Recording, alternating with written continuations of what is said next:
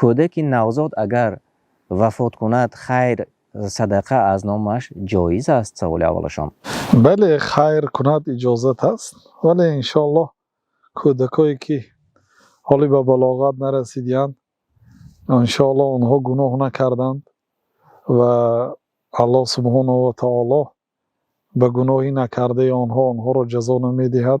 امید میکنیم که آنها اهل جنت هستند.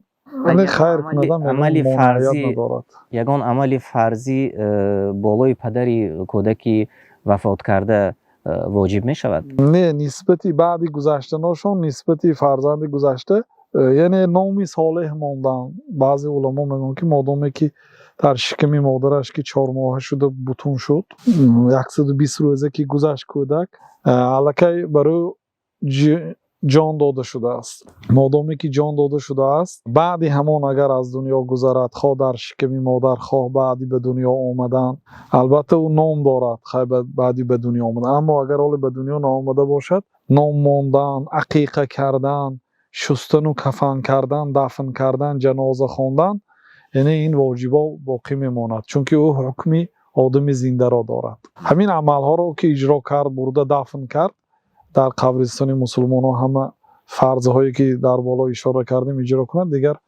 امید میکنیم که دیگر فرض باقی نمیماند. یعنی باز میپرسند که رفته و در قبرش عیادت کرده و دعا خواندن نیست لازم است یا نه؟ حاجت ندارد انشاءالله. لیکن زیارت قبرستان مشروع است. پیامبر صلی الله علیه و سلم زور القبور گفتند قبرها را قبرستان ها را زیارت کنید فانها تذکرکم الاخره، چون زیارت قبرستان آخرت را به خاطر می آورد گفتند. مبادا فکر نکنند که تماشابین ما یا اینکه آنهایی که سوال گفتند باز اینجا در سوال بود که دعا هم رفته در قبرستان خواندن ممکن است یا لازم است؟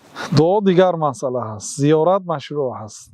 مسئله دعا کردن در قبرستان مسئله وسیع است، شاید در دیگر صحبت وسیع تر گپ بزنیم.